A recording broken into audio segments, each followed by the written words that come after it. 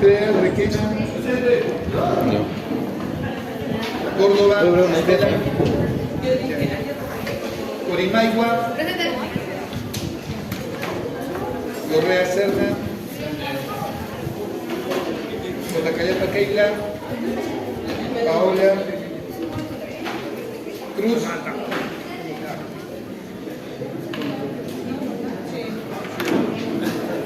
Cueva, Cabero. Cuno, Macías. Daniel Armas. De la Cruz, Rodríguez. De la Sota. Del Castillo, Rivas. Dionisio. Florencio.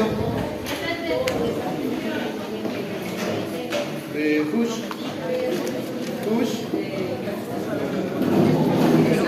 García Poma. González. Manuel. Guaranga. Huerta. Jesús Rafael. Jiménez, Hualpa. León. León, Giraldo. Ya. León Vázquez. Loja. Aluquish.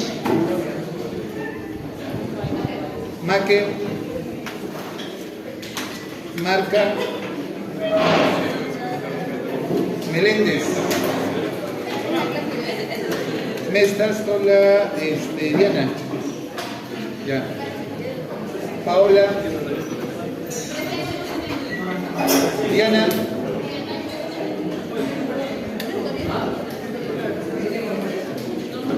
Yesenia. Karim Molina.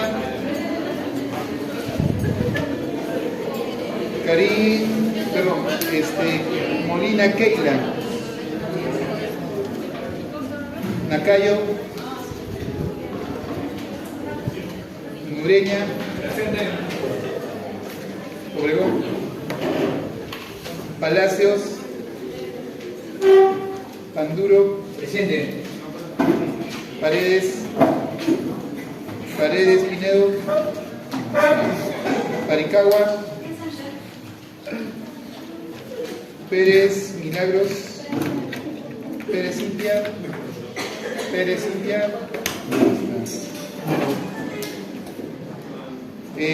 Gabriel Ponte Farías. Quispe. Presente. Rafael. Rengifo. Rodríguez Navarro. Santa Cruz de la Cruz. Silva. Sopla.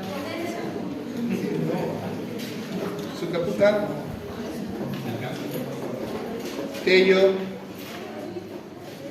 Tello Rizel. Tenorio. Inoco. Tiza. Torres Mamani. Torres Vázquez. Valencia Aguirre Carla. Valencia Borda. Valencia León. Velarde Ñavicopa. Ya. Velázquez Condori. Yampara Lima. Gabriel. Yoctú. Ya. ¿Alguien más falta?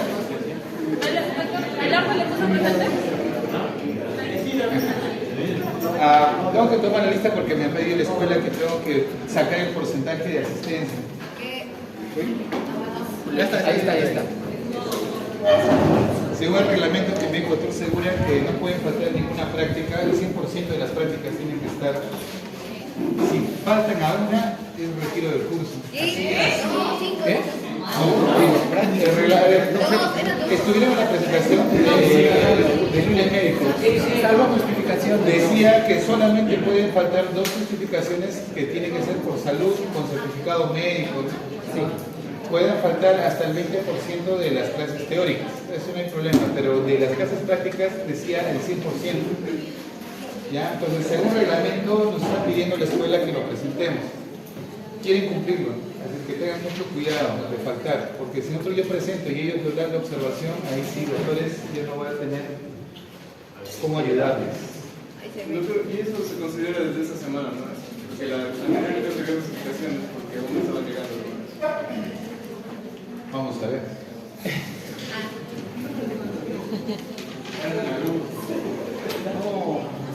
Bien, chicos, vamos a hacer dos temas.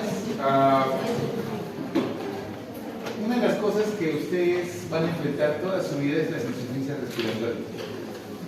Sí he visto cómo lo pueden empeorar y el paciente se les complica. Ya lo he visto varias veces. Todo porque no saben hacer una buena evaluación semiológica. Así de simple, suena un poco duro lo que les voy a decir, pero por una equivocación en la evaluación semiológica dan un tratamiento y el paciente empeora. Y me dice, doctor, pero sí he hecho lo que tenía que hacer, sí, pero no tengo contenido. Pequeño detalle y el paciente empeoró. Y a veces nos llaman a nosotros de la unidad de cuidados críticos, nos llaman para intubarlos y meterlos en la ventilación mecánica. Y yo digo, ¿cómo llegó tu paciente? Llegó con dificultad respiratoria, pero saturada con oxígeno 96% con 2 litros. Y ahora cuánto está con máscara de reservorio, doctor. Y tan rápido despegado, medio raro. Entonces, ahí hacemos la evaluación y nos damos cuenta que la dificultad que tiene el paciente no es a consecuencia de la enfermedad, no es a consecuencia del tratamiento. Todo porque se habló mal. ¿Ya? En verdad. Vamos al micrófono. Hola. Ya, entonces, una de las...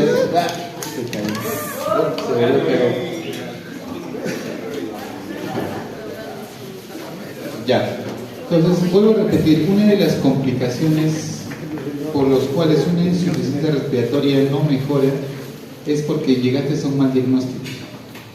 Y para esto tienes que identificar las fisiopatologías de cada insuficiencia respiratoria y saber con qué te estás enfrentando. Si no sabes identificarlo, te aseguro que vas a tener un 50% de fracaso. No te va a gustar ver cómo tu paciente empeora frente a ti, ¿no? Ahí sí yo creo que ustedes van a comenzar a sentir un poquito de miedo y van a decir, pero ¿por qué no mejora? Se está complicando. ¿Y qué puedo hacer? Y es simple lógica, doctores. Es lógica, todo aquí es lógica, no hay nada de memoria. Es cuestión de deducir las cosas. Muy bien, vamos a empezar con una oración antes de empezar con nuestro tema. Ya inclinen sus rostros y vamos a orar. Amado Padre de los cielos, Señor, gracias te damos porque nos permites nuevamente estar aquí. Sé que estamos cansados, de repente después del almuerzo, después del agotamiento del día de la mañana. Y bueno, queremos que tú nos des fuerza, nos des motivación, nos permitas entender este tema muy importante, oh Dios, para poderlo aplicar en un futuro.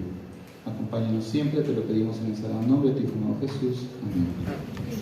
Bien, el tema es insuficiencia respiratoria.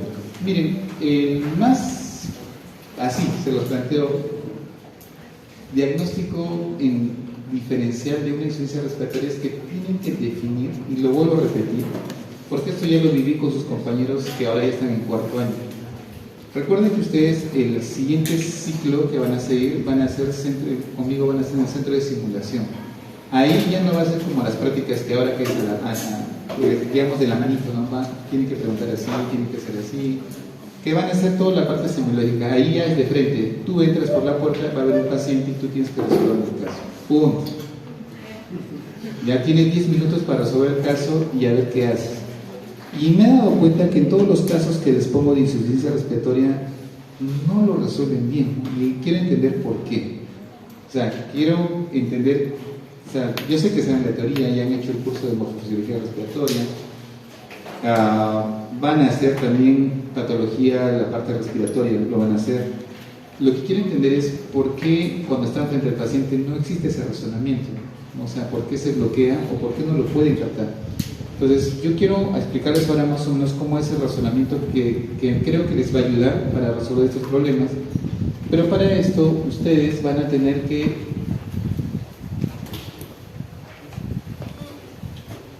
se ha desconectado, me parece.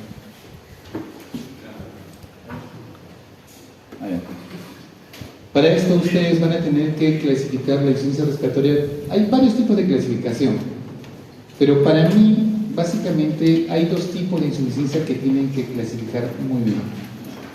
Uno de origen cardíaco y el otro de origen respiratorio. ¿Sí? O sea, vamos a partir de ese punto.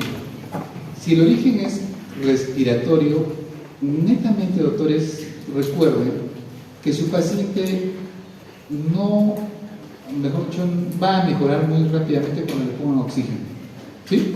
Porque es pulmonar. Pero si están ante un paciente que tiene insuficiencia respiratoria de origen cardíaco, así ustedes le pongan oxígeno, su paciente no va a mejorar. ¿Listo? Si el paciente es de origen pulmonar y lo van a nebulizar, les pongo esa idea, lo van a nebulizar porque sí, doctor, yo quiero que respire mejor, de repente es una crisis asmática, de repente es una neumonía, de repente es una fibrosis pulmonar infectada, yo lo voy a nebulizar para que bote la flema, abra mejor los alvéolos, el paciente mejora. Pero si el paciente es cardíaco y tú lo vas a nebulizar, lo vas a empeorar. Entonces, ¿cómo diferencio eso? Porque cuando llega el paciente son muy similares, ¿ya? Entonces, ahí, doctores, ustedes van a tener que clasificar la insuficiencia respiratoria de dos tipos, básicamente. Dos parámetros que van a ver en el AGA, es el CO2 y el otro es el oxígeno, ¿ya? Creo que hasta ahí estamos claros, ¿no? La definición de insuficiencia respiratoria se va a clasificar cuando tú tengas una presión parcial de oxígeno menor de 60 milímetros de mercurio, ¿ya? Entre 90 y 60 se habla o de 80 a 60 ya se habla de hipoxemia, ¿no? El paciente está en hipoxemia, pero se habla de insuficiencia respiratoria cuando los valores están menos de 60. ¿Listo? Ahí hablamos de insuficiencia respiratoria. No vaya a ser que cuando vayan al hospital, y eso le gusta hacer mucho a los doctores cuando pasan ustedes, a ver, doctor, sí, está con insuficiencia respiratoria y tiene 70 de... ¿ya? No. Ahora, doctor, yo no tengo un AGA. No tengo un AGA y quiero saber si tiene insuficiencia respiratoria. Hay un equivalente a lo que es la presión parcial de oxígeno, que es 60, a la saturación, y su valor es de 90. Entonces, a nivel del mar, por si acaso, no los vayan a agarrar y de pregunta les pongan: paciente que está en Cerro de Pasco y presenta una saturación de 88. ¿Tiene insuficiencia respiratoria o no? 88. No. ¿Ya? Ellos manejan otro tipo de valores. ¿Ya? Este es a nivel del mar. ¿Listo? Ahora, ¿por qué el CO2? Normalmente el CO2 se mantiene en equilibrio de 40 más menos 5, que es el rango normal, que ya lo han aprendido ustedes. Pero si yo supero más de 45, significa que mi pulmón ha perdido la capacidad de ventilar. Es decir, ya no lo puedo botar como debe ser. Y a ese tipo de insuficiencia respiratoria ventilatoria le llamamos insuficiencia respiratoria tipo 2. Y a la primera le llamamos insuficiencia tipo 1, que es la clasificación más antigua que se maneja, ¿ya? Para esto, una cosa que también necesito que recuerden, que todo depende también del grado y el nivel de hemoglobina que su paciente tenga. Entonces, desde un punto de vista de semiología, cuando tengo un paciente con dificultad respiratoria, no solamente es qué problema tiene el pulmón, qué pasa en el parénquima, sino también qué pasa en los bronquios, también qué pasa a nivel del tórax, de la cavidad torácica, de la cavidad pleural, de la musculatura, y agregamos ahí la hemoglobina, ¿ya? Yo he tenido varios pacientes que vienen: doctor, no puedo respirar. Ya hemos hecho todos los estudios y lo único que presentan es de hemoglobina baja. Le transfundimos y mejora su dificultad respiratoria, ¿ya? Entonces, la hemoglobina también tiene un factor muy importante dentro de la insuficiencia respiratoria. Entonces, semiológicamente tienen que valorar ¿qué? La piel, ¿sí? Tienen que valorar la piel, si hay palidez o no. Entonces, ¿cómo yo voy a valorar si mi paciente realmente está viniendo por una dificultad respiratoria de origen tipo 1 o tipo 2? ¿Ya? Normalmente lo tienen que valorar dependiendo de la frecuencia respiratoria. Creo que ya en la práctica les he explicado que entre la frecuencia respiratoria y la saturación, ¿qué es lo que prima más? Frecuencia respiratoria. Entonces, cuando ustedes quieran valorar una insuficiencia respiratoria, semiológicamente lo primero que tienen que valorar es la frecuencia respiratoria. Y se acuerdan que les comentaba, si me viene un paciente que satura 88 y su respiración es de 15 o 16 y conversa contigo tranquilo, ¿que está en insuficiencia respiratoria? No. Entonces, ahí cambió el concepto, doctor, pero usted me está diciendo que cuando la saturación es menos 90 o menos 60 mililitros de mercurio, el oxígeno, eso es insuficiencia respiratoria. Sí, desde un punto de vista teórico, sí. Desde un punto de vista clínico, el paciente lo maneja bien. Satura bien, pero satura 88, pero respira tranquilo. Camina y hace sus actividades normales. Entonces, doctor, ¿ese concepto es real? Sí es real, pero hay ciertas variaciones y esto lo van a ver en los pacientes que tienen fibrosis pulmonar, que lo vamos a ver después de esto, y que tienen EPOC, ¿ya? Son pacientes que crónicamente se van adaptando a una vida de hipoxia. Es como que si estuviesen, no sé cuántos de ustedes han viajado bueno, la Rinconada es 5.100 metros, y a Ticlio, o han ido a Canta, la parte más alta de Lagunas de Colores, ¿no? O a Cerro de Pasco, y han hecho la prueba de saturarse, hacer su saturación. Yo me imagino que van a ver que su saturación puede bajar hasta 85, 86, y ustedes están caminando por la calle normal, pero con su saturación baja. ¿Me dejo entender? Su cuerpo se adapta a ese tipo de saturación y pueden caminar por la calle con esa saturación. ¿Me dejo entender? Eso mismo le pasa a las personas con fibrosis a nivel del mar. Se acostumbra su cuerpo a movilizarse con saturaciones de 88. Por eso es que ellos respiran tranquilo. Entonces, si le llega un paciente que satura 88 con frecuencia respiratoria 16, preguntan, ¿está en insuficiencia respiratoria o no? No. Pero por concepto teórico que sería así. Por eso les digo, una cosa es la parte teórica y otra es la parte clínica. ¿Ya? Yo me acuerdo que en la simulación les puse un caso de un paciente con fibrosis pulmonar que llegó saturando 88 y la frecuencia respiratoria estaba en 14. Lo primero que hicieron cuando entraron a la simulación fue 88, oxígeno, ponle más de reservorio, ponle. Y nadie, absolutamente nadie, me acuerdo que todos los que hicieron esa práctica, nadie encontró la frecuencia respiratoria. Le pusieron oxígeno y hay un fenómeno que pasa cuando tú le pones oxígeno a un paciente que tiene fibrosis pulmonar. Comienza a retener CO2. ¿Ya? Ese es un fenómeno que tengan mucho cuidado, doctores, a partir de ahora se lo digo. Si a un paciente con fibrosis pulmonar que está tranquilo, que está respirando pero satura bajo, tú le pones oxígeno, este paciente va a retener CO2. En pocas palabras, va a ser una insuficiencia tipo 2. ¿Qué pasa cuando tú aumentas tus niveles de CO2 en sangre? Ya, ¿y eso qué pasa a nivel cerebral? No, recuerda que el paciente tiene dificultad de botar el CO2. ¿Ya? ¿Por qué, doctor?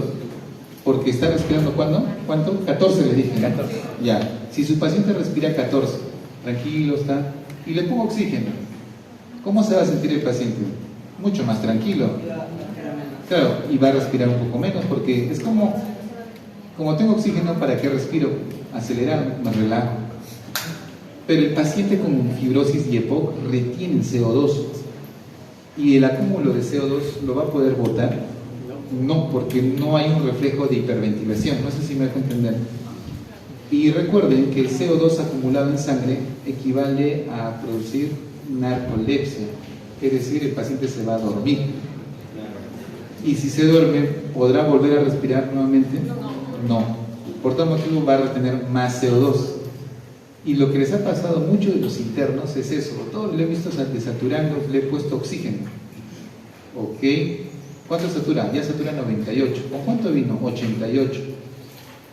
Y el entorno está feliz, porque satura 98. Pero acá el razonamiento que les estoy dando es un razonamiento que tienen que aplicar.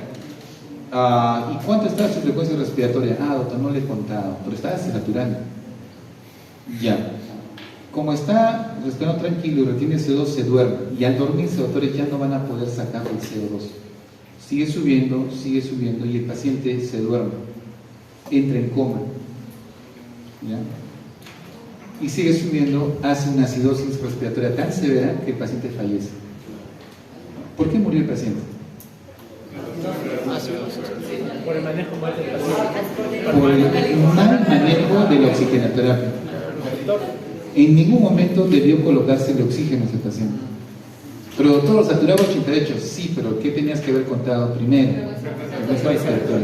Esto que les cuento pasa muy comúnmente a veces. Por eso es importante, doctores, que valoren bien con qué paciente están tratando. No porque desatura significa que su paciente está en insuficiencia respiratoria. ¿Listo? ¿Qué se hace cuando ya el paciente retuvo CO2? ¿Cómo haces que el paciente vuelva a respirar y bote ese CO2? ¿Qué harían?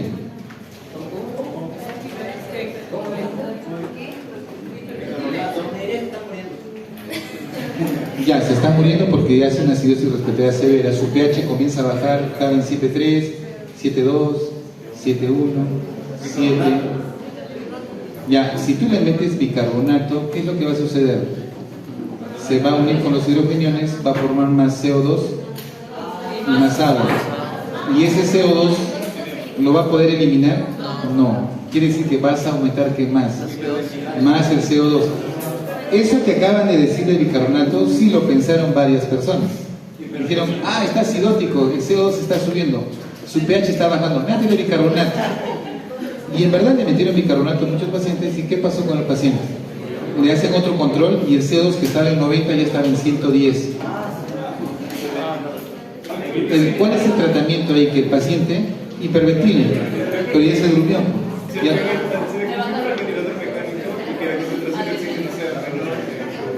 Ya, su compañero dice, no hay otra manera que meterle un ventilador mecánico. Y eso es correcto. Porque él ya no es consciente, ya perdió el conocimiento. O sea, ¿cómo tú haces que salga ese CO2? Si no hay ventilador, doctores, su paciente va a morir. Pudo haber venido con ustedes despierto, pero por haberle metido oxígeno cuando no requería, el paciente se muere. Y en verdad puede pasar. Entonces, es importante, doctores, que entiendan con qué están enfrentándose cuando les viene un paciente con insuficiencia respiratoria. Hay un gradiente que es el gradiente alveolar arterial, que muchos ya lo conocen, lo han hecho en morfofisiología respiratoria. ¿Para qué les sirve? Para ver cómo difunde el oxígeno bien. Ya, vámonos a la parte clínica práctica. Se está ventilando. Me sale el valor en 40 milímetros de mercurio, me sale el valor en 40. El gradiente está en 40. ¿Qué significa? Gradiente está muy... Ya, ¿y eso qué significa? Yo sé que está aumentado. Lo normal es de 5 a 15 hasta 20 máximo. Pero te sale 40. ¿Qué significa? Ya que han hecho morfofisiología respiratoria. Dificultad, no hay difusión, alteración de la... ¿Hay o no hay difusión? No hay difusión, ya. ¿Y por qué no habría difusión? Alteración de la membrana respiratoria. Ya, uno es la membrana Respiratoria. Ya, otro, un shunt. Claro, básicamente el shunt viene a ser como que la sangre que pasa por el pulmón. ¿Ya? Claro, es como que no se oxigena. ¿Listo? Pasa, no se oxigena y por tal motivo se genera una gradiente mayor. Porque recuerden que la concentración de oxígeno alveolar es mayor que la concentración de oxígeno a nivel sanguíneo. Por tal motivo hay una gradiente. Entonces, si A por B mi sangre no se oxigena, la gradiente va a ser mayor, ¿no?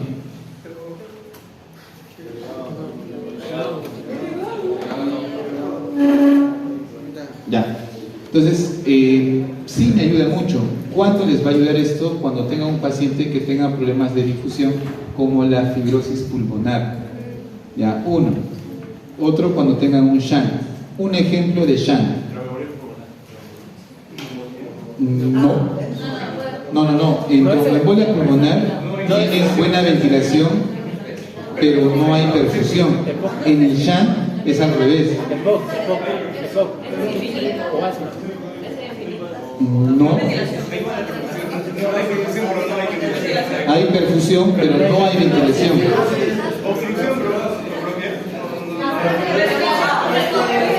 Obstrucción por algún objeto. A ver, vamos a la lista mágica.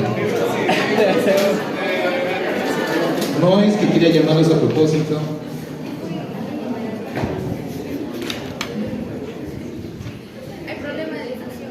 A ver, vamos a llamar a Misael. Ya, un ejemplo de shunt.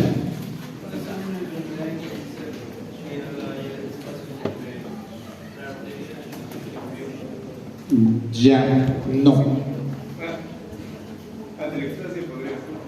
Una telectasia ya. Claro, pero recuerda que si tú haces una telectasia tendría que ser, o sea, a ver, recuerden, a ver, quiero que ahora sí van a razonar conmigo. Si yo tengo una telectasia no es en todo el pulmón, es un segmento del pulmón. Entonces el shunt que tú me mencionas sería un pedacito, pero todo lo demás va a compensar eso. Tiene que ser algo que bloquee la ventilación total. Bronconeumonía. La neumonía te afecta a un lóbulo, otro lóbulo, pero no es que te afecta a todo. Bronconeumonía, doctor. Un asma severo. Pero así sea un asma severo, recuerden que el problema del asma no es tanto que no entre el oxígeno, es que no salga el CO2. Bronconeumonía, doctor. Bronquitis crónica. Bronconeumonía. Están estudiando, están buscando. Muy bien, bueno. Para que ustedes hablen de shunt, significa que mi alvéolo se ha acumulado o se ha cerrado o no funciona. Eso es un shunt. Por ejemplo, insuficiencia cardíaca, edema agudo del pulmón. O sea, todos sus alvéolos de ustedes está lleno de agua. Listo. ¿Entra el oxígeno? No. Viene mi sangre y pasa por el pulmón para oxigenarse, como debe ser. Pero, ¿se oxigena? No. Quiere decir que tu sangre, que ya está desoxigenada, pasa por tu pulmón y sigue siendo desoxigenada. O sea, en ningún momento la sangre de tu ventrículo derecho va a llegar oxigenado a tu aurículo izquierdo. Va a llegar exactamente igual. ¿Eso qué significa? Que es un shunt. Shunt pulmonar. También existe lo que es shunt cardiológico, ¿no? Entonces, no, pero hablando de shunt pulmonar, y al otro es cardíaco. Doctor, entonces me estaba mencionando que si yo tengo un shunt, significa de que de algún otro modo eso podría aumentar mi gradiente alveolar. Sí. Sí puede. ¿Ya? Entonces, uno tiene que, ahora ya no es solamente saber la fisiología, ahora tiene que aplicarlo a la parte clínica.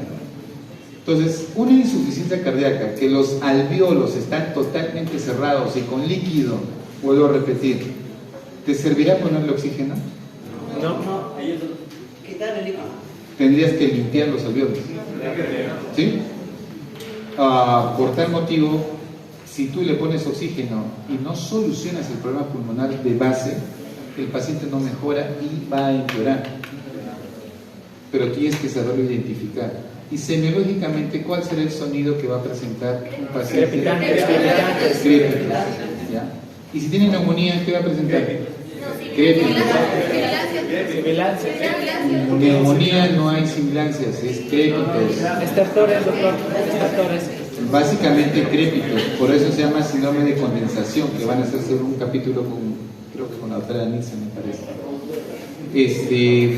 Repito, los crépitos que van a escuchar, que por cierto lo vamos a hacer en las prácticas también, se traducen, si es que es bilateral y simétrico, que podría ser una congestión pulmonar. Pero las neumonías normalmente son unilaterales. Hay un crédito en un lado y en el otro lado está normal. Porque no, es bien difícil que te dé una neumonía aquí y después otra acá. No, siempre te da un solo lugar, un solo pulmón. ¿Listo? Ya si te da una neumonía a ambos lados, eso le llamamos las famosas bronconeumonías. ¿Por qué? Porque ahí hay una afectación no solamente de parénquima, sino también bronquial. Bien, entonces por sentido común, doctores, desde ahora van a aprender que todo paciente que está haciendo un shunt por insuficiencia cardíaca, congestión pulmonar o lo que pasaba en el COVID, que era el estrés respiratorio agudo, que era que se llenaba de tanta secreción inflamatoria de los alvéolos que los pacientes hacían shunt y no mejoran. ¿Por qué creen que los pacientes COVID ingresaban a ventilación mecánica? Porque a pesar que les poníamos oxígeno, no mejoraban. ¿Por qué? Porque los alvéolos estaban colapsados o llenos de secreción. ¿Cuál es el tratamiento? Sacar la secreción o abrir los alvéolos. Claro, tendría que hacer eso. Pero como no había la posibilidad y el paciente ya no lo podía hacer, lo único que quedaba era meterle un ventilador. Ahí sí yo podía abrir los alvéolos, sí, porque ya hay un método que ustedes han hecho también en morfofibrila respiratoria, lo que es el PIP. ¿Sí? ¿Se acuerdan del PIP? Sí, el PIP. Entonces por eso es que se maneja PIP un poco altos para con fuerza abrir los alvéolos. Y los alvéolos abrían y el paciente mejoraba. ¿Me dejo entender? Pero gracias a quién? A un ventilador. Más no significa que estaba curando, solamente era algo mecánico. Pero en caso de congestión pulmonar por insuficiencia cardíaca, doctores, ahí sí ustedes pueden quitarle la secreción que hay en el pulmón mediante diuréticos. Tengan claro esto, o sea, por eso les digo, identifiquen con qué insuficiencia respiratoria se están encontrando. Si es cardíaco, ¿qué van a buscar? Infiltración yugular, edemas en miembros inferiores. Creo que más o menos van a captar la idea. Entonces, cuando venían a simulación, el paciente tenía edema, tenía infiltración yugular, pero no sé por qué no lo preguntaban, no lo observaban, y a lo contrario le manejaban, hay que nebulizarlo, le ponía... recuerden que la congestión pulmonar puede generar una sintomatología que se llama el asma cardiogénico, ¿ya? Se llama asma cardiogénico. ¿Cómo que asma cardiogénico? No es que el paciente sea asmático, sino que esa congestión pulmonar hace que los alvéolos generen un tipo de espasmo y el paciente comienza a ser sibilante. Y uno dice, ajá, está silbando. ¿Qué es lo primero que surge en su cabeza cuando un paciente está silbando el pecho? Asma. ¿Y qué van a hacer? Nebulizar. Ya está. Pero si es cardíaco, ¿le va a ayudar? No.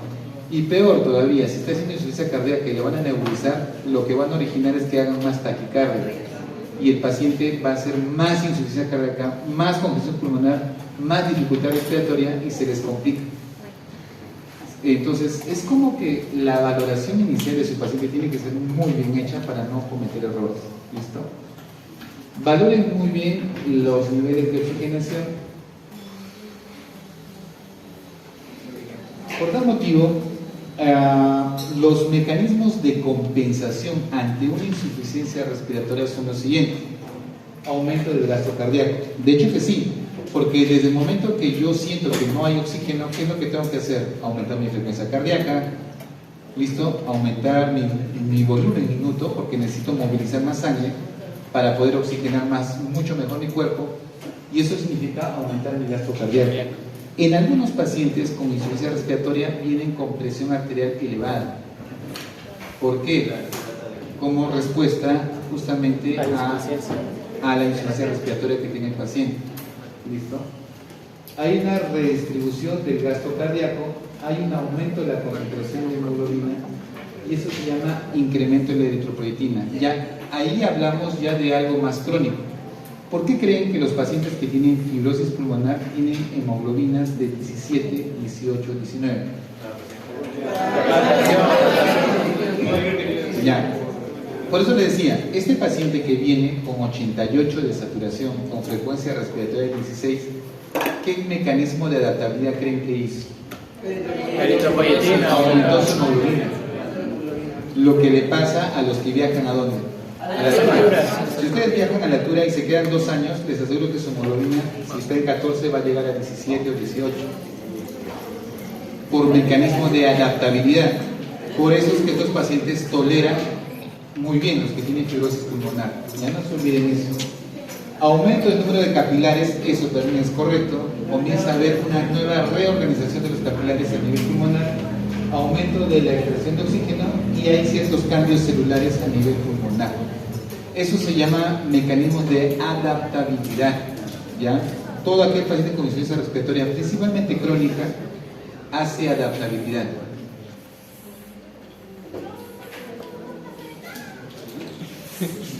Causas de la insuficiencia respiratoria. Creo que ya está más claro, ¿no? Yo puedo tener netamente de parénquima o puedo tener problemas cerebral. ¿Listo? Cerebral, básicamente traumatismo. ¿Ya? Traumatismo cerebroncraneanos. ¿De causa insuficiencia respiratoria? Sí. ¿De qué tipo? ¿Uno o dos? A ver, por ejemplo, ahorita hay unos compañeros, o no, a ver. Ahorita nos llaman y dicen, acaban de atropellar a algunos estudiantes afuera que pasó un carro rápido y atropellar 4. Listo. Ya 3. Ya. Y yo les digo, chicos, vamos a ayudar. Vamos a valorar. Ya se han golpeado la cabeza. Dos. ¿Por qué no respira? Ya, entonces, pregunta, el pulmón, vamos a valorar su pulmón. Escuchamos el pulmón y vemos que pasa el murmullo muy bien, que respira bastante bien. ¿Listo? ¿Hasta ahí? Bien. Valoramos con el tiempo y vemos que la frecuencia respiratoria de mi paciente, que está ahí golpeado, se encuentra más o menos en 24 o 23 porque está hiperventilando por el susto, el golpe que ha tenido. Pero sigo valorándolo y me doy cuenta que a los 15 minutos el paciente ya no reacciona mucho, se pone como medio soporoso, no reacciona, le digo, señor, no reacciona y comienza a bajar su frecuencia respiratoria y está en 10. Escucho el pulmón y sigue pasando normal. Pasa 10 minutos más y veo que el paciente está teniendo 6 respiraciones por minuto. Pasa unos 10 minutos y está en 2. Pasa y hace paro. ¿Qué pasó? Centro respiratorio. Ha habido lesión a nivel del trombo, de la parte reguladora de la frecuencia respiratoria. Entonces, doctores, cuando tengan un paciente que tiene un daño cerebral, les va a hacer una insuficiencia tipo 2. ¿Por qué? Porque el problema es ventilar y va a retener ¿qué? CO2. Y vuelvo a repetir, a más retenga CO2, ¿qué pasa al paciente? Le da una acidez respiratoria, pero también le causa somnolencia, una narcolepsia, y el paciente se queda dormido. ¿Listo? Aparte que el cerebro está mal, retiene CO2 y el paciente... Ahora, si vamos desde el punto de vista fisiopatológico, es un mecanismo de protección. Es decir, te estás muriendo, pero te vas a dormir. ¿Qué? No sé si lo notan de esa manera. Es como, por ejemplo, es un mecanismo muy curioso. ¿Se imaginan que el paciente muera consciente de que se está ahogando y no puede respirar? No, sería Es desesperante. Imaginen ustedes que están comiendo y un objeto se queda atracado acá y ustedes no pueden respirar, no entra el aire ni sale el aire. No sé si algunos se han atorado con la saliva y esa sensación que te estás ahogando y te desesperas. Ya, imagínense eso conscientemente sabiendo que te estás muriendo. Es horrible. Por tal motivo hay un mecanismo que cuando sucede eso comienzas a retener CO2 y tú te duermes. Por eso es que el paciente pierde el conocimiento. ¿Ya? Creo que es un mecanismo de protección hasta cierto punto para evitar ese trauma de morir. Muy bien, el otro punto, recuerden la médula espinal también como centro regulador. Neuromuscular, alguna enfermedad que altere la parte neuromuscular. Miastenia Miastenia es otro. Ya una radiolisis, pero Guillain-Barré también. Otra, una esclerosis lateral amiotrófica, ya ELA, pero es más crónico, pero sí. Yo tuve 2 pacientes con ELA que están con su ventilador. Ya. De tórax y pleura. Eso sí, doctores, les contaré un casito que nos llegó un joven de 28 años de edad a nuestro hospital. 28 años de edad. Llega saturando 92% y es asmático. ¿Listo?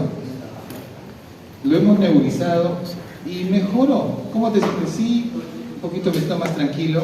Y pasó 20 minutos y de su saturación, que estaba en 93, bajó bruscamente hasta 85. Y el paciente dijo: doctor, me estoy ahogando, no puedo respirar. Comenzamos a escuchar sus pulmones y el pulmón derecho comenzó a desaparecer el murmullo. Ya no pasaba el murmullo. Ya no pasaba el murmullo. Dijimos: ¿qué ha pasado aquí? Derrame pleural. Se ha obstruido o neumotórax o derrame pleural. Es bien difícil que un joven de 28 haga un derrame tan rápidamente.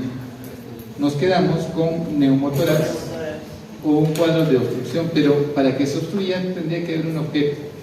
La causa más importante que tienen que recordar cuando desaparece el murmullo en pacientes asmáticos es un neumotórax espontáneo. ¿Ya? Nunca se olviden eso. Es clásico eso. Viene un paciente con dificultad respiratoria que tiene su asma y está mejorando y de repente empeora. Dices: ¿qué ha pasado? Escuchas nuevamente pulmones. Por si acaso, acostúmbrense a escuchar pulmones cada vez que el paciente tenga un cambio. Nuevamente, a ver qué está pasando. Y al momento de escuchar, el murmullo desaparece. Le tomamos la placa e hizo un neumotórax de pulmón derecho. Ya el problema ya no era solamente de vías respiratorias, sino era de pleural. Lo que se hizo en ese momento fue ponerle un tubo de drenaje para sacar y expandir el pulmón. Lo curioso es que cuando estaba expandiendo, eso sí, así que no puedo explicarlo cómo, hace un neumotórax de pulmón izquierdo y empeora otra vez. Tuvimos que meter la ventilación mecánica, le pusimos otro tubo y mejoró. Entonces, recuerden eso, doctores, la insuficiencia respiratoria tiene varios componentes muchas veces. Vino por asma, ¿sí? Pero se complicó por un problema de pleura. ¿Ya? Muy bien. Vías aéreas altas también juegan un papel importante en la respiración y la dificultad respiratoria. Asma, EPOC, una bronquitis crónica, una bronquitis aguda severa, ¿ya? También puede causar dificultad respiratoria desde el punto de vista bronquial. Cardiovascular, eso quiero que graben una cosa. A ver, ¿qué pasa si me viene un paciente y dice: doctor, no puedo respirar? Le tomo la placa de pulmones y los pulmones están limpios, la placa está muy bien y está diciendo así: doctor, no puedo respirar. No, la placa de pulmones está limpio. Taponamiento cardíaco. Haces tu auscultación de pulmones y no escuchas nada, no hay crépitos, nada. El murmullo sí pasa. Taponamiento. Pulmones normales, ¿eh? Taponamiento cardíaco. Ya, su compañero dice taponamiento cardíaco. Para que tú tengas taponamiento cardíaco, básicamente tendrías que tener otra signología, que es la tríada de ya, la tríada de Beck, que consiste en ingurgitación yugular. ¿Qué más? Ruidos cardíacos apagados. Ruidos cardíacos disminuidos y hipotensión. ¿Ya? Entonces tendrías que valorar eso. Tú dices: muy bien, doctor. A ver, vamos a ver. ¿Hay hipotensión yugular? No, doctor. ¿Cómo están los ruidos cardíacos? Se escucha muy bien. ¿Cómo está su presión? Está normal. Adiós. Taponamiento cardíaco. Pero tienes que conocerlo, o sea, a eso voy, ¿no? O sea, cuando le viene el paciente con dificultad respiratoria, realmente su cerebro tiene que pensar en muchas opciones. Pero yo me refería más que todo al hecho de que si un paciente viene y no hay nada de taponamiento cardíaco y no puede respirar, tómenle la presión arterial. ¿Ya? ¿Por qué? Porque me ha pasado que me vienen varios ancianitos que vienen con dificultad respiratoria con el pulmón normal y les tomo la presión arterial y la presión arterial está en 60/30. ¿cuál de los dos componentes ha fallado? ¿Ventilación o perfusión? Perfusión. Entonces, no se olviden que otro componente que ustedes tienen que cuidar para que no exista insuficiencia respiratoria es la perfusión. Lo hidraté con 1 litro al paciente y él subió la presión y la dificultad respiratoria desapareció. ¿Ok? Entonces, ahora ustedes van a aprender a valorar un paciente con insuficiencia respiratoria de acuerdo a ventilación y perfusión. Ventilación tiene que ver básicamente con el ingreso del aire, y perfusión sí valórenlo muy bien. Si está hipotenso, si llene capilar, cómo está la parte de perfusión del paciente, valórenlo muy bien. Doctor, tiene buen llene capilar, no está hipotenso, no tiene infiltración yugular. ¿Qué puede estar pasando con mi paciente? ¿La hemoglobina? La hemoglobina está normal. Y acaba de viajar 18 horas. Ya bajaba en el carro de bus, una tromboembolia pulmonar, ¿ya? Entonces, esa es otra opción. Si se dan cuenta, lo que les estoy hablando básicamente es la parte de perfusión. ¿Me dejo entender? Sí. Entonces, la perfusión también les puede alterar, tanto por tromboembolia pulmonar, por hipoperfusión, puede modificar la respiración del paciente. Listo. Por tal motivo, ustedes van a clasificar, ya depende cómo quieren enfocarlo, pero puede ser una hipoxémica o hipercápnica. Ya saben a qué me refiero con hipoxémica, menor de 60 mililitros de mercurio, e hipercápnica mayor de 45 mililitros de mercurio de CO2. ¿No? Doctor, mi paciente tiene una insuficiencia respiratoria hipoxémica. Ya. Mi paciente tiene una insuficiencia respiratoria hipercápnica, tipo 2, ¿no? Doctor, en las características asimétricas usted menciona 2, pero estaba leyendo y hay 4. La tercera sería la perioperatoria, la cuarta sería... Claro, pero eso no es gasométrico. Pero según características asimétricas... La tipo es de acuerdo a la clínica de presentación. ¿Y cómo sería la perioperatoria y la Por eso. Si fuese gasométrica, ¿por qué sería gasométrica?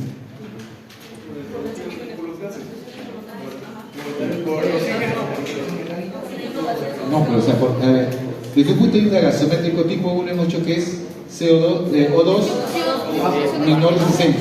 Ya. Hipercárnica, que sería tipo 2, gasométricamente sería mayor de 45. Ya está. Y la tipo 3, que es perioperatoria, ¿cuál sería el valor gasométrico para dar su definición? Repito, no tiene una clasificación gasométrica, tiene una clasificación clínica. Y ahorita lo vamos a ver, está más adelante, no se acelera. Ya, desde un punto de vista etiopatogénico, tienes insuficiencia respiratoria aguda, crónica y crónica reagudizada. Ese es otro concepto que les van a decir. ¿Qué tiene tu paciente? Tiene insuficiencia respiratoria aguda, o sea, de presentación reciente, menos de 48 horas. ¿Listo? Crónica, más de 48 horas. Y crónica reagudizada. Por ejemplo, este mismo paciente que les vino con 88 de saturación y respirando 16, ¿está normal o no? Sí, está tranquilo, tiene una fibrosis pulmonar crónica, ya se adaptó, tiene su hemoglobina en 19 y vive feliz. Pero justo fue a visitar a un familiar y estaba tosiendo y le dio una neumonía. Él tiene insuficiencia respiratoria tipo crónica compensada, es una fibrosis compensada y le da una neumonía. Y viene con ustedes, está saturando 88 y su frecuencia respiratoria está en 35. ¿Está bien o no está bien? Ya no está bien. Ahora sí tiene una insuficiencia respiratoria. Y a eso le llamamos insuficiencia respiratoria crónica reagudizada. Solamente el término lo van a usar con aquellos pacientes que ya tienen EPOC, fibrosis pulmonar, ¿listo? O tienen bronquiectasias o secuelas pulmonares que ya los hacen crónicos. ¿Me dejo entender? Que por ahí se volvieron a infectar por otra cosa y se han reagudizado. ¿Correcto? ¿Se entiende el concepto? ¿Sí? ¿Ya? Es el mismo ejemplo que les puse, ¿no? Es el mismo paciente que tenía saturado 88 con frecuencia respiratoria 16. ¿Qué es? Una insuficiencia respiratoria crónica. Porque ya se adaptó con hemoglobina 19 y todo. Pero por ahí le dio una neumonía, pues tiene todo el derecho que le pueda dar una neumonía. ¿Y ahí qué significa? Una insuficiencia respiratoria, no es que sea aguda, crónica reagudizada. Y ese término quieren usarlo bien. Porque si ustedes le ponen insuficiencia respiratoria aguda, me están dando a entender que ese paciente no tiene ni fibrosis pulmonar, no tiene POC. Pero si usted me pone insuficiencia respiratoria crónica reagudizada, para mí como médico u otro colega dice, ajá, ese diagnóstico lo pone porque este paciente ya debe tener una fibrosis, debe tener un POC que sea infectado. ¿Me dejo entender? Solamente colocando ese concepto. Y acá viene lo que es la clasificación según los tipos fisiopatológicos y clínicos que tiene el paciente, que hablamos del tipo 1, tipo 2, tipo 3 y tipo 4. ¿Ya? Ahí sí vamos a hablar de esos 4 tipos. Mal lo dicen algunos que dicen, si tiene un tipo 1 y tiene un tipo 2, 1 más 2 es un tipo 3. Y eso está mal. No, en verdad, dicen, doctor, ¿qué tiene? Tiene un tipo 1, porque su CO2 está, su oxígeno está en menos de 60. Y su CO2 está en 70, está mucho más de 45. Entonces, ¿qué tipo de insuficiencia respiratoria es? Le dicen 3, y eso está mal. La palabra que usamos es mixta. ¿Ya? La palabra que se usa es mixta. No se dice insuficiencia respiratoria tipo 3. No sé por qué algunos médicos lo catalogan como tipo 3 a la que incluye el tipo 1 y el tipo 2. Eso se llama mixto. ¿Ya? Vamos a ver. La tipo 4 es la que tiene que ver con sepsis, shock séptico o hipoperfusión séptica. A ver, ya de una buena vez les voy a explicar porque lo veo con mucha duda. Ya, tipo 1 está claro. Tipo 2 también está claro. ¿Por qué la tipo 3 le dicen perioperatoria o posoperatoria?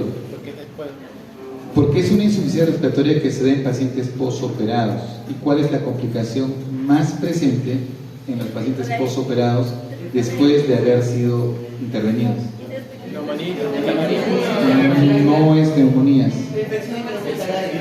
No es infección interhospitalaria. Disminución de la capacidad vital. Ya, pero ¿por qué? Pues, o sea, esa es una definición de fisiología.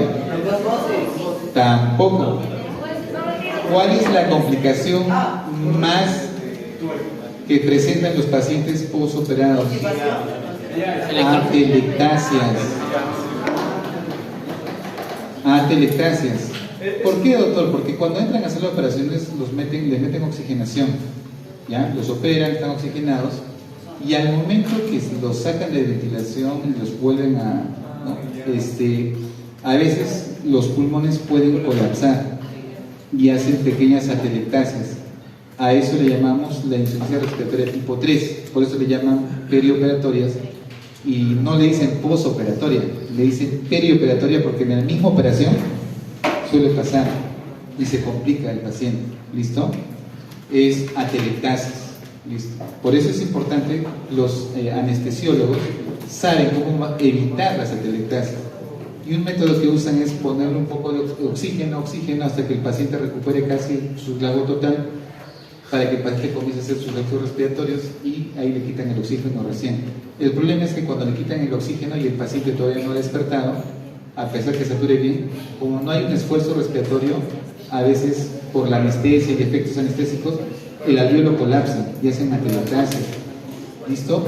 Y la tipo 4 es la que vemos bastante nosotros en las unidades de trauma shock o UCI, que es aquel paciente que está con una sepsis severa, con signos de hipoperfusión, no le llega sangre al pulmón porque está con shock séptico o una sepsis severa, que es una insuficiencia respiratoria secundaria a sepsis. ¿Listo? Cualquier sepsis, doctor, es una pancreatitis que es séptica, es una infección urinaria séptica. Cualquier sepsis genera signos de hipoperfusión pulmonar y el paciente hace insuficiencia respiratoria por sepsis. ¿Ya? Y a eso le llamaron tipo 4. ¿Listo? Si se dan cuenta, uno es mecánico alveolar y el otro es perfusión. Punto. Por eso decía, es algo más clínico. ¿Listo? Más fisiopatológico. Más que gasométrico, porque al final ambos desaturan, ambos tienen oxígeno bajo. ¿Listo? Muy bien. El shunt creo que ya está mucho más claro lo que es un shunt, y básicamente el shunt congénito tiene que ver mucho con la parte cardíaca. No nos metemos ahí, Pero lo que es el Shan adquirido, una de las cosas que ustedes tienen que recordar desde el punto de vista del edema no cardiogénico es que tienen que pensar que cuando un paciente se congestiona desde un punto de vista no cardiogénico, significa que está haciendo un cuadro de sepsis o está haciendo un cuadro de se ha aspirado. Aquellos abuelitos que ya no son conscientes, a veces están medio sonolientos, le dan de comer y se atoran y la comida se entra a los pulmones, ¿ya?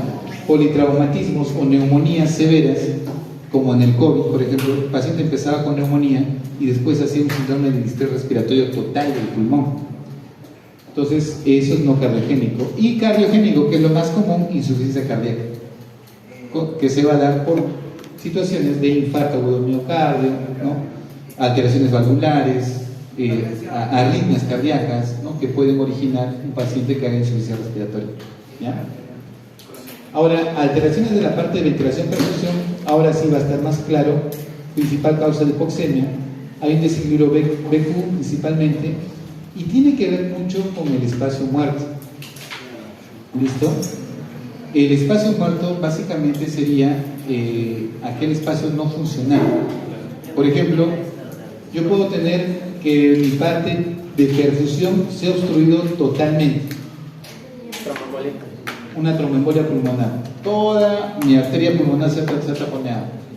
¿Le va a llegar sangre al pulmón? No. Pero sí llega ventilación.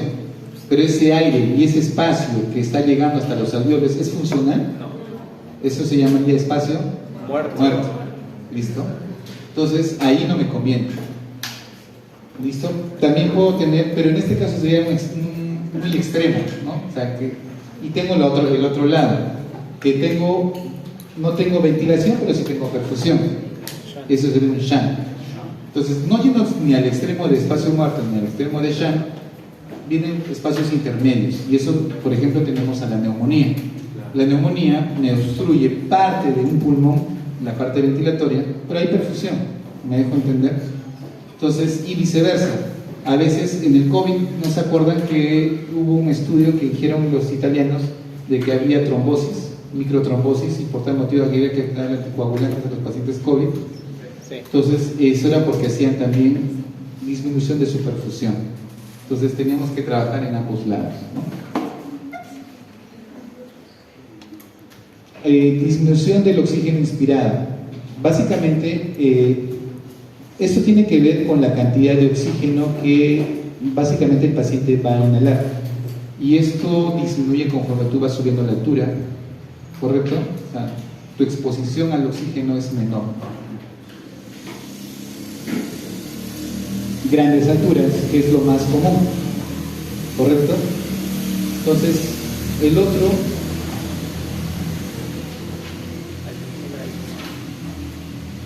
La otra es la hipoventilación. La hipoventilación, doctores, repito, normalmente está asociado a trastornos cerebrales o osteomusculares, ¿ya? Hipoventilación.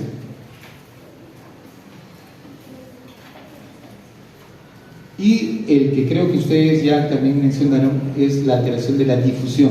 Hablamos de la membrana de difusión, ¿ya? De permeabilidad de la parte de intercambio gaseoso, ¿ya? Y ahí entra lo que se llama la fibrosis pulmonar. ¿Listo? Ahí entra lo que es la fibrosis pulmonar, que también es un componente que se va a alterar. Entonces, ahora, es bien curioso, pero un paciente con fibrosis pulmonar puede estar saturando 70. Tú le pones un litrito de oxígeno y sube hasta 93. Con un litrito. ¿Por qué pasa eso, doctores? Porque no están ni congestionados, solamente es que no hay un buen intercambio, y por tal motivo, con esa poca cantidad de oxígeno es suficiente para que el paciente se oxigene. Por eso los pacientes con fibrosis pulmonar andan con oxígeno bastante bajo, ¿ya? Sí, la fibrosis pulmonar ataca ambos pulmones.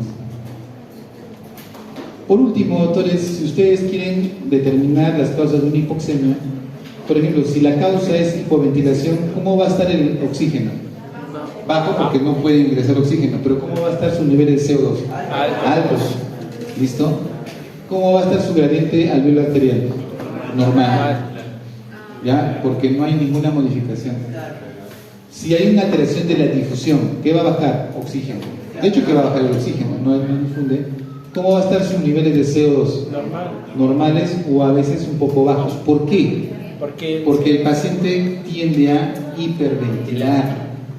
Porque es un paciente que tiene niveles de oxígeno bajo y su tendencia es o ventila normal o hiperventila. ¿Cómo va a estar su gradiente? Aumentado. Si es un shunt, ahí sí la cosa es interesante porque también el paciente baja su oxígeno, su CO2, ¿cómo va a estar en un shunt?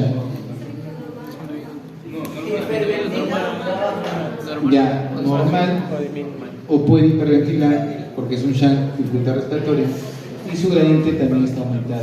Si la tracción es BQ, aquí netamente, como todavía hay componentes que pueden compensar, baja el oxígeno, el CO2 puede estar normal o puede estar aumentado, ¿ya?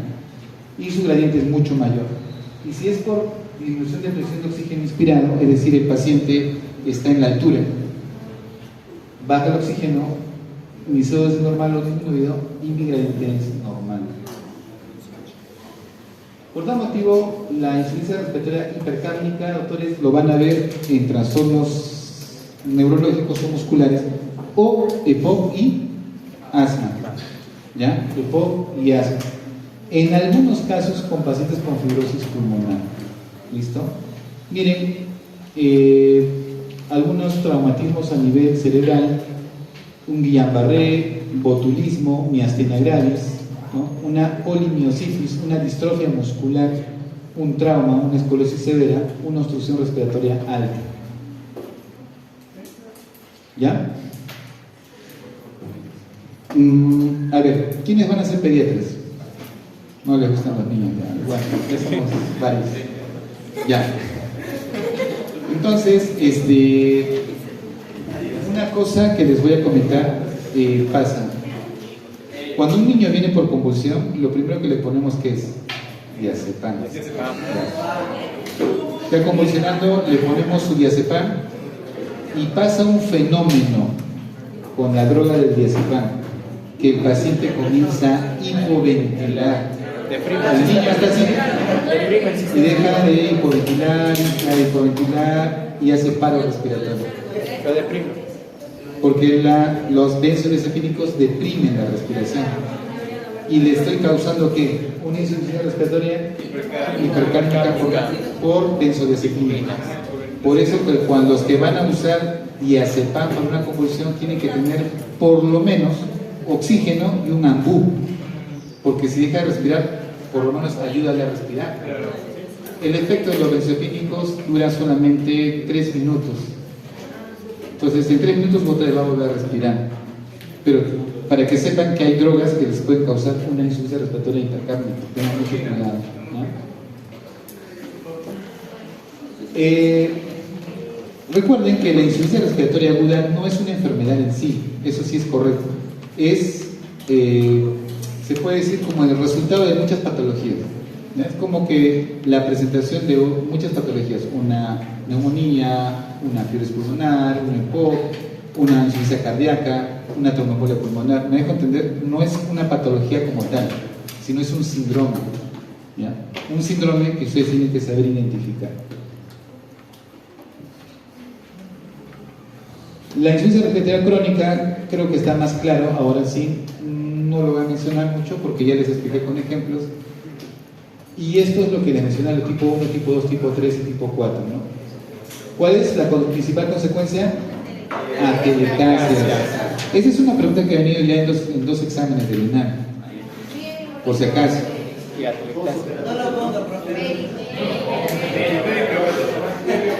Perioperatoria, perioperatoria. Y la tipo 4, básicamente de shock séptico, signos de hipoperfusión. Ya está, muy bien. Clínicamente, doctores, ¿qué tienen que verificar? El niño puede venir o el paciente viene con cianosis, taquipnea, ¿ya? Ortopnea. Si viene por ortopnea, la causa es más cardiogénica. Taquicardia. Uso de músculos accesorios respiratorios. Puede usar tanto los supraclaviculares, el músculo externo glenomastoideo, se puede usar intercostales. Observen que en cuántos grupos musculares suele usar. Yo creo que eso se lo llama tirantes, no tirantes, creo. Tirajes subcostales, ¿ya? ¿Listo? Muy bien. Entonces, el paciente con problemas, ahora, si es básicamente de origen pulmonar, normalmente vienen por tos, sibilantes, ¿listo? Disnea, que también se presenta en la parte cardíaca, también en la parte respiratoria, pero la tos es muy típico de la parte pulmonar. Ahora, doctor, ¿un paciente cardíaco puede toser? Sí, también, tos cardiogénica la llaman. Muy bien. Miren, cuando un paciente está con hipoxemia, miren lo que pasa: taquicardia, taquimia, ansiedad, sudoración profusa, confusión, cianosis, hipertensión. Les he dicho, ¿no?, que puede ser hipertensión arterial, pero si el paciente está con una dificultad respiratoria a consecuencia de un shock, va a haber hipoperfusión, por tal motivo que va a haber hipotensión. Bradicardia. Esto de acá yo lo aprendí con el susto. ¿Por qué bradicardia? Porque yo tuve un paciente que comenzó a desaturar 70, y está en ventilador mecánico, ¿eh?, por si acaso, 50, 45, 40, 35 de saturación, 30 de saturación. Yo quería saber qué había pasado, y el ventilador funcionaba todo, pero el paciente estaba desaturando. ¿Qué había sucedido? Que el ventilador, el tubo, conforme va el paciente respirando, el tubo se llenó de moco y se tapó. Y a pesar que le hemos aspirado, el moco no salía y el paciente no entraba el oxígeno. Y el fenómeno que observé es que conforme fue bajando la saturación, la frecuencia cardíaca fue bajando. De lo que estaba en 70, bajó a 50, 45, 30, 20. En pocas palabras, ¿qué iba a hacer el paciente? Paro cardíaco. Y ahí uno tiene que ingeniarse. Pasa en otro tubo, le puse otro tubo, y de repente la saturación subió y la frecuencia otra vez recuperó nuevamente. Entonces, recuerden eso: muchos pacientes les pueden venir por hipoxemia severa con bradicardia, ¿ya? No siempre con taquicardia. Lo peor que les puede pasar es que su paciente convulsione, ¿ya? Y o llegue en coma. ¿Listo? Si es por hipercapnia, somnolencia, doctores, se duerme el paciente cuando hace hipercapnia, eso grábenlo muy bien. A ver, yo me acuerdo que mi interno le digo: ¿y cómo está el paciente? Doctor, no puedo respirar. Doctor, no puedo respirar. Ya, ponle oxígeno. Mi interno dice: ¿cómo está el paciente? Le pregunto: está tranquilo, ya está descansando. No, suena gracioso. Sí, porque estaba desesperado, pero ya está durmiendo, porque yo lo veo más tranquilo. Ya está durmiendo, le digo. A ver, tómale un AGA. ¿Qué creen que estaba pasando? Por eso le digo, o sea, mientras tú no entiendas el proceso, ahorita suena gracioso, pero de repente no lo entendía. Ahora ustedes lo entienden. Pero ¿qué pasa si ustedes ven que el paciente está desesperado? Se pone a decir: ¿cómo te dices? Ya estoy más tranquilo. Vas y está durmiendo. No, pero tú no sabes este concepto, lo que les acabo de enseñar, no lo sabes. ¿Tú qué pensarías? Está más tranquilo y está cansado porque todo el día ha estado que no podía respirar, y ahora que está con oxígeno está mucho más tranquilo y puede dormir. Pero eso es como que si no tienes el proceso, tú mismo te autoengañas y al día siguiente vas y el paciente está peor. Entonces, por eso les digo, el análisis de un paciente con insuficiencia respiratoria no es solamente poner oxígeno, cuánto satura, no, tienen que analizarlo, ¿correcto? Puede haber letargia, temblor, cefalea, asterixis, papiledema y coma. ¿Qué es asterixis? Ahora, googleen. El asterixis, a ver. Ya, yo les dije a un grupo de práctica el flapping, ¿se acuerdan? Flapping, ¿qué era el flapping? Ya haces un reflejo en el cual tú extiendes los dedos, le empujas para atrás, lo sueltas y el paciente hace esto. Ya, ese movimiento de temblor que hace el paciente también se llama asterixis. Ese es el otro nombre. Solo que yo lo enseña como flatter. ¿Ya? El asterixis también significa intoxicación. Y el CO2 también causa ese tipo de movimientos. Y coma, y bueno, y se muere el paciente. Diagnóstico: averigüen los antecedentes personales, averigüen muy bien. ¿Tiene fibrosis el paciente? Si tiene consciente del familiar, tiene fibrosis, sufre de POC, es asmático, ¿listo? ¿Qué factores han desencadenado esta insuficiencia respiratoria? Doctor, estaba comiendo y se ha aspirado. Doctor, estaba resfriado hace 4 días y ya está haciendo fiebre, está tosiendo con flema, ¿no? Un buen examen físico, y ahí es donde radica el problema de los médicos. Examinan una vez, dan un tratamiento y no son capaces de examinarlo a la hora, 2 horas nuevamente para ver si ha cambiado algo. ¿Listo? Evalúen la evolución de su paciente. Van a iniciar un tratamiento farmacológico, básicamente, pero en función, pregunten cuáles son los medicamentos que este paciente tomaba. ¿Ya? ¿Qué medicamentos toma? Doctor, usa inhaladores. ¿Qué inhaladores? Salbutamol. Ya. Usa bromura intratrópico. O usa beclometasona, ¿no? Medicamentos que son inhaladores para pacientes piróticos. ¿Qué factores de riesgo tiene? Doctor, ha sufrido un infarto hace 2 años, ya quedaba con una fracción de eyección muy baja. Ok, eso significa que este paciente, si tú no lo mejoras, se va a complicar. Porque los pacientes con fibrosis pulmonar, por ejemplo, hacen un cuadro que se llama el cor pulmonar, ¿listo? O hipertensión pulmonar. Tengan mucho cuidado. ¿Ustedes han hecho EKG? Ya. ¿Cómo se ve una hipertensión pulmonar en el EKG?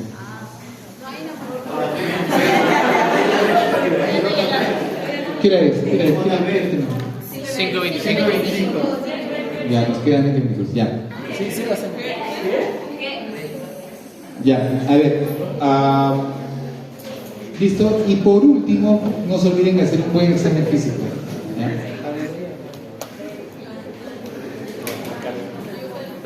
Estrategias diagnósticas. A ver, ¿qué herramientas tengo yo para un diagnóstico adecuado? De hecho, te vas a pedir de cabeza una gasometría. Doctor, estoy en ICEDUM, no tengo gasometría. Ya, un pulsoxímetro. Doctor, no tengo pulsoxímetro. Frecuencia respiratoria. Lleven un registro, a ver, a la hora, ¿cómo está? ¿Frecuencia respiratoria está mejor? Ya, pues tranquilo. Frecuencia respiratoria ha aumentado, no funciona tu tratamiento. Punto. ¿Ya? Gasometría, muy bien. Pulsoxímetro. Radiografía de tórax. Doctor, no tengo radiografía de tórax. Tu auscultación con tu estetoscopio. Doctor, no tengo estetoscopio.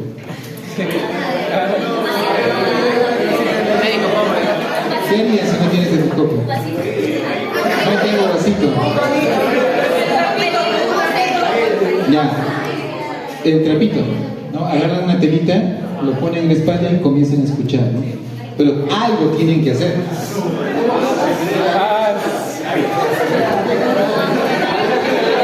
No, pero es que en verdad, por ejemplo, yo tuve un caso que me invitaron una vez a así y no había estetoscopio, yo no llevé nada. Y hay un paciente que está con parálisis de neumonía, no tenía con qué escuchar, pero si tú puedes escuchar, le pones adelante una telita, pones tu oído, y sí se escucha. Respire, por favor, y sí lo vas a escuchar. Y para la parte posterior se sentó y pones tu oído en su espalda y sí se escucha, pero tienes que hacer, claro, no se escucha tan nítido como un estetoscopio, pero sí se escucha. Por tal motivo tiene que buscar sus maneras de escuchar. No hay rayos X, pero sí están los sonidos y tienen que saber interpretar. Electrocardiograma, ya, sí les va a ayudar mucho el electrocardiograma porque puede que esté infartándose, puede que tenga una hipertrofia ventricular izquierda, puede que tenga un taponamiento cardíaco, todo el EKG le va a decir, como está haciendo EKG, en el siguiente ciclo, cuando hagamos simulación, no hay excusa. Una tomografía. ¿Para qué me sirve una tomografía, doctor? No, para una neumonía, una radiografía de tórax. Tromboembolia pulmonar. La tromboembolia pulmonar no se ve en una radiografía de tórax, se ve en una angiotem pulmonar, una angiotem. Necesito ver la parte vascular del pulmón. Eso es con tomografía, ¿ya? Un angiotem. Otro estudio diagnóstico es una fibrobroncoscopía para ver cuando hay cuerpos extraños o acúmulo de moco. Y eso pasa con atelectasis, ¿ya? A veces el paciente está con moco, secreción y de repente no puedo respirar. Le hacen una radiografía y todo ha hecho una atelectasia de todo el pulmón. Vienen con su fibrobroncoscopio y comienza a lavar y a succionar y a limpiar el pie y el paciente vuelve a respirar nuevamente. Tratamiento, oxigenoterapia, tratar la causa y las circunstancias, nada más. Punto. Hasta ahí no llegamos. ¿Ya? Esta parte, doctores, es importante que lo recuerden. ¿Ya? Muy bien. La siguiente, por favor. Esa sí es rápida.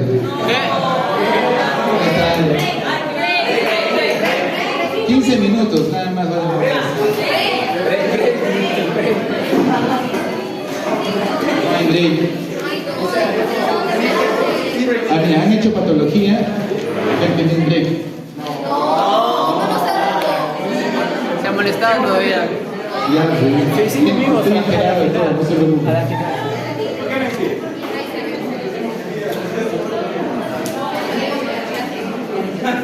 A ver, doctores, una de las patologías que van a enfrentar es la fibrosis pulmonar. El diagnóstico de fibrosis pulmonar como fibrosis pulmonar se hace por biopsia pulmonar. Por tal motivo, si no has hecho la biopsia, no puedes decir que tiene fibrosis pulmonar. Por eso el nombre que usamos es enfermedad pulmonar intersticial. ¿Sí? Enfermedad pulmonar intersticial difusa. Ya si quieren le agregan el famoso EPIT. ¿Han escuchado? EPIT. Sí. Ya. El EPIT incluye aproximadamente más de 200 patologías. Tienen que conocer las 200, sí, ¿qué vamos a hacer? La vida es así. Doctor, ¿con qué se diagnostica? ¿Ah? ¿Con qué se diagnostica? Por eso, la única manera es con biopsia pulmonar. O sea, no se diagnostica la fibrosis pulmonar si no es por biopsia pulmonar. Nosotros, como no le tomamos biopsia a todo el mundo, los catalogamos como las enfermedades pulmonares intersticiales difusas, o los famosos EPIT. ¿Ya? Los EPIT básicamente son enfermedades de destrucción del parénquima y del tejido alveolar y perialveolar, ¿no? Por ejemplo, es un grupo de patologías que comparten características clínicas y anatomopatológicas, sobre todo en el tejido intersticial e interalveolar, involucrando las estructuras vasculares, ¿no? Entonces, a ellos vamos a catalogarlos como problemas intersticiales. ¿Listo? Ahora, lo interesante, doctor, es que las principales causas de fibrosis pulmonar son secundarias, ¿ya? Las primarias le llamamos la famosa fibrosis pulmonar idiopática, que normalmente aparece con la edad, los que tienen 60, 70, 80 años. Pero la mayoría de fibrosis es adquirido. Por tal motivo, si un paciente le dice yo tengo EPIT o tengo fibrosis, probablemente no es que le han hecho una biopsia, sino que le han dicho que tiene fibrosis por el que a todas las EPIT le llaman fibrosis pulmonar. Y no es tanto así, ¿ya? Las principales causas son las neumopatías intersticiales, y acá viene disnea de esfuerzo progresivo, tos no productiva persistente, tos seca, ¿ya? Tienen una tos seca y es una disnea progresiva, poco a poco va aumentando, ¿ya? Poco a poco el paciente dice yo caminaba 20 cuadras, ahora camino tranquilo 10 cuadras, ahora solo camino 5 cuadras y tengo que descansar un rato, ahora camino una cuadra, ahora ya no camino ninguna cuadra, o estoy en reposo y me falta el aire. Entonces la disnea con los años se va haciendo más persistente. Lo curioso, doctores, es que esto sí es clásico, que todos los pacientes con fibrosis pulmonar o EPIT en este caso se acompañan con hemoptisis, sibilantes y dolor torácico. ¿Los tres sí o sí, doctor? No, puede ser que sí, los tres, como pueden ser de forma individual. ¿Quiénes son los que hacen hemoptisis? Aquellos que han hecho fibrosis pulmonar secundario a un cuadro infeccioso llamado tuberculosis, o aquellos que han hecho bronquiectasias. ¿Cómo ha sido, doctor? Por ejemplo, a nosotros nos llegan muchos pacientes Yo hace 10 años he tenido tuberculosis. Hay una plaquita de pulmones para ver cómo queda tu pulmón y el pulmón está con su bronquiectasis ya lesionada. Entonces, como han quedado con cavernas, con huequitos pequeños, es muy propenso a que sangre o haya vasos expuestos y hagan hemoptisis. Entonces, son pacientes con enfermedad pulmonar, EPIC, que hacen hemoptisis. ¿Por qué hacen sibilancias? Porque muchos de estos pacientes con EPIC suelen hacer afectaciones posteriores a esto de los bronquios y hacen cuadros de sibilancias o de broncoespasmos leves. ¿Listo? Y lo último, dolor torácico. ¿Por qué creen que da dolor torácico? Cuando hacen las retracciones, hacen lesiones a nivel pleural. Entonces hacen dolores pleuríticos, que a veces lo asocian a dolores torácicos. ¿Listo? Y es muy clásico, conforme va pasando el tiempo, cómo se va manifestando esto. Entonces, como les decía, hay más de 200 patologías que incluye un EPIC. Es bastante, la verdad. Entonces, para no hacernos problemas, EPIC. Ya está. Y ahí que queda. ¿Listo? ¿Por qué? Porque todos tienen una característica muy común. Su manifestación clínica es muy parecida. Sus radiografías, tú miras y no sabes diferenciar las radiografías. O sea, casi las 200 con una sola radiografía tiene la misma radiografía. Fisiopatológicamente y patológicamente todo es igual. Por eso le decía, para yo diagnosticar una fibrosis como tal, tengo que hacer una biopsia para diferenciarla de las otras. ¿Me dejo entender? Estos trastornos suelen tener una morbilidad y mortalidad considerables y no existe consenso sobre el mejor tratamiento para la mayoría de ellos. Y eso es real. Los pacientes con fibrosis se mueren. Así reciban el mejor tratamiento del mundo. Lamentablemente avanza muy rápido y a veces en 5 o 10 años ya fallece. ¿Sí? Entonces, cuando detecten que alguien tiene fibrosis pulmonar o un EPIC, el pronóstico es malo. ¿Listo? Y cada infección que le dé, el pronóstico va a ser peor. ¿Cómo lo vamos a clasificar? Básicamente, consiste en 2 grupos: las que se acompañan de inflamación y fibrosis predominantemente, y las que se caracterizan por reacciones granulomatosas en las zonas intersticiales o vasculares. Eso es correcto. O sea, hay lesiones intersticiales con granulomas y hay otros que no tienen granulomas. Los que tienen granulomas básicamente son enfermedades, por ejemplo, asociadas a tuberculosis, a amiloidosis, ¿no? Enfermedades pulmonares que comienzan a generar trastornos en el parénquima. Y las otras no lo son. Y esas vamos a catalogarlas como secundarias a enfermedades. Y hay una clasificación que les voy a enseñar a ustedes para diferenciar cuál es el origen de una fibrosis pulmonar, en este caso un EPIC, ¿no? La principal causa, ¿cuál es? Ambiental. Aquella persona que polvo, que trabaja en minería, por ejemplo, humo. Yo siempre me pregunto, ¿cómo estarán los pulmones de los policías de tránsito que están ahí parados con todo el humo de los carros? Los que fuman, los que tienen trastornos autoinmunitarios, los que tienen, por ejemplo, colagenopatías. Es muy clásico, ¿eh? Tiene artritis reumatoide, tiene lupus, ¿ya? Tiene esclerodermia, tiene poliarteritis. Todas esas enfermedades y las vasculitis, doctores, generan fibrosis pulmonar. ¿Listo? No se olviden, hacen fibrosis pulmonar. Ya, medicamentos. A ver, un medicamento que ustedes crean que pueda producir fibrosis pulmonar. No tanto. ¿Han escuchado de la amiodarona? Antiarrítmico. La amiodarona, por ejemplo, es uno de los medicamentos que produce fibrosis pulmonar. Y básicamente el paciente tiene que saberlo, se le van a decir, ¿no? Sabe que usted va a usar este medicamento y hay un riesgo que con el tiempo le pueda producir fibrosis pulmonar.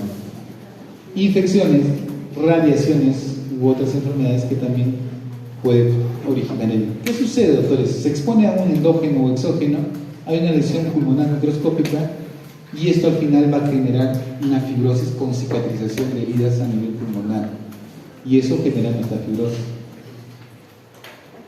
Bueno, y acá pueden ver toda la respuesta inflamatoria a nivel del alveolo y la pérdida de parénquima. Las neumopatías granulomatosas, como les mencionaba, tiene que ver mucho con la presencia de linfocitos T, macrófagos, epitelioides, que van a formar granulomas como respuesta inflamatoria, y esto básicamente en su mayoría van a degenerar el pulmón hasta que se genere una fibrosis pulmonar. A ver, ¿qué más les puedo mencionar? El elemento diferencial principal se establece entre la sarcoidosis y la neumonitis por hipersensibilidad. La sarcoidosis, por ejemplo, también genera granulomas, y tengan presente ese dato. Y bueno, la parte inflamatoria creo que ya lo mencionamos. Todo proceso inflamatorio les va a generar fibrosis. ¿Qué antecedentes tenemos que preguntar? A ver, por ejemplo, si es existe, doctor, las fibrosis pulmonares de origen muy agudo, o sea, es como que una respuesta inflamatoria que destruye el pulmón rápidamente y ya no sea recuperable el pulmón. Sí. Sí sucede eso. Por ejemplo, los pacientes que han tenido síndrome de distrés respiratorio agudo, que hemos logrado rescatar en el hospital, cuando les hemos hecho sus controles al año, ya tienen fibrosis pulmonar. El pulmón se destruyó de tal manera que ya no se pudo recuperar su pulmón. Están vivos, pero con oxígeno. ¿Listo? Entonces, hay cuadros agudos, días o semanas. Es poco frecuente, por si acaso, no es lo más común, pero sí existen efectos de fibrosis pulmonar secundario a una infección, una alteración, ¿no? Alergias por fármacos, hongos, mitos, neumopatías intersticiales, neumonía eosinofílica o neumonitis por hipersensibilidad pueden generar este tipo de lesiones en días y semanas. Doctor, ¿puede haber subagudos en semanas y meses? Sí. Estas enfermedades pulmonares intersticiales, sí, la mayoría se pueden presentar en semanas y meses, y muchos de ellos asociados a sarcoidosis, a medicamentos o al síndrome de hemorragia alveolar, que es una enfermedad autoinmune o neumonía organizativa criptógena o neumonía inmunológica. ¿Qué significa eso, doctores? Por ejemplo, las neumonías o la hemorragia alveolar, por ejemplo, yo le tengo mucho respeto, ya me ha llegado varias veces con hemorragia alveolar. O sea, aquel paciente que viene, doctor, me siento mal, no puedo respirar, me siento agitado. Le tomas una radiografía y parece una fibrosis. Así, y agarra, está hablando contigo y tose y sale sangre. ¿Qué sospechamos en Perú como primera opción? Tuberculosis. Pero no todo siempre es tuberculosis. Lo curioso es que hicimos toda la prueba al paciente y todo salió negativo para tuberculosis. Y el paciente comenzó a empeorar y seguía empeorando hasta que entró en intubación mecánica en menos de 2 días. Y el pulmón horrible, totalmente blanco.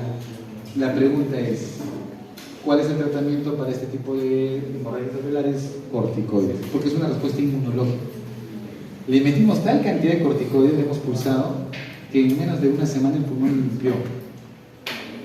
Quedó un poco de rastros, sí, de lesión, pero limpió. Entonces, lo que quiero mostrarles, doctores, es que muchas de las consecuencias de las fibrosis pulmonares es de respuesta autoinmunitaria, ¿ya? Crónicos, meses o años, eso sí es la gran parte de las fibrosis.